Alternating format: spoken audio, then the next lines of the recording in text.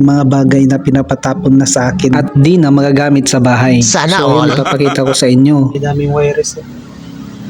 Bago natin simulan mga kabady, babaklasin muna natin at pagkatapos doon na natin kunin ang mga bronze or tinatawag nilang mga tanso. Wow! Kailangan ipaikot-ikot lang natin at hindi katulad ng mga jowa nyo nga pinapaikot-ikot lang kayo.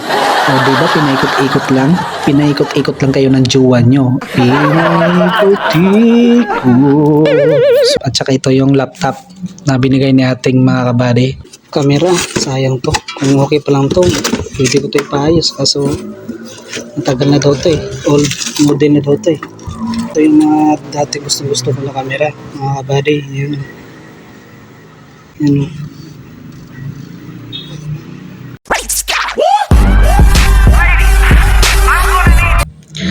Yo, what's up mga kabady? For today's video na naman tayo ngayon. Today is Thursday. May naisip akong pagkakakitaan kasi may mga bagay na pinapatapon na sa akin at di na magagamit sa bahay. Sana So all. ayun, ipapakita ko sa inyo. Daming wires.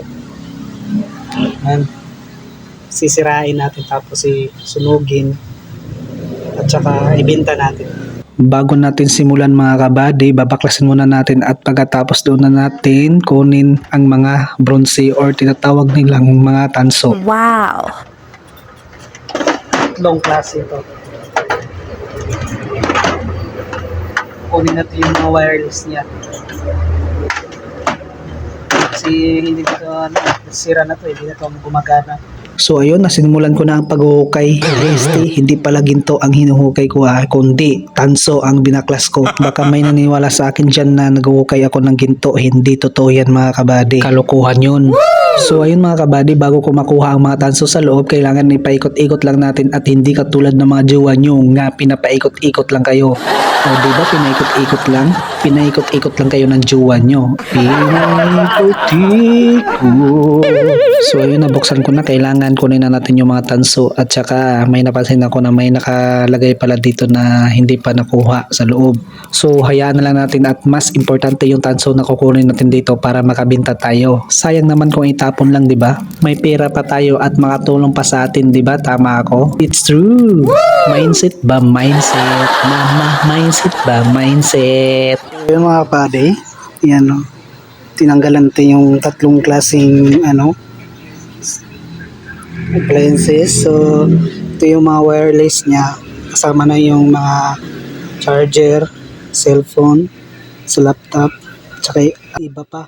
Habang ako'y nagbabaklas mga kabady, nakita pala ako ni ating sa labas. Lumapit siya at tinignan kung anong ginagawa ko. Sabi niya may kamera daw siya at laptop na hindi ginagamit or nagamit. Sa wakas tapos din ako. Ito yung nabaklas natin na mga tanso at saka charger ng laptop at saka ito yung laptop na binigay ni ating mga kabady. Ang ganda pa niya.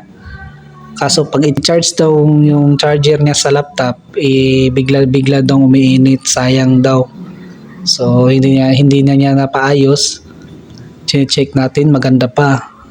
Ito yung charger ng laptop mga kabady oh. At ito pa yung mas maganda na pinakagustong-gusto ko na bagay, yung pinapangarap ko dati. Mag-charge daw siya. Bigla lang daw siyang uminit. Yun ang sira niya. Tsaka itong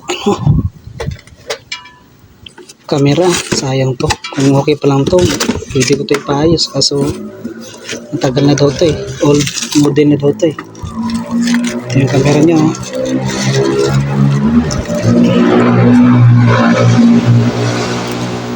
Ito yung mga dati gusto ko na camera, mga kabady, yun. Ito sana yung gusto ko na camera. Yun. Sayang. Tsaka ito yung niya, box charger. So i-try natin kung magkano talaga yung benta nito.